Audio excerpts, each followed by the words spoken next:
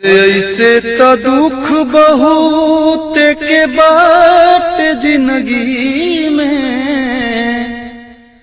पैसा के मोल बाकी अरे ही जे बुझाता, निर्धन के रोग जानी दिहाए विधाता, अरे निर्धन के रोग जानी दिहाए विधाता।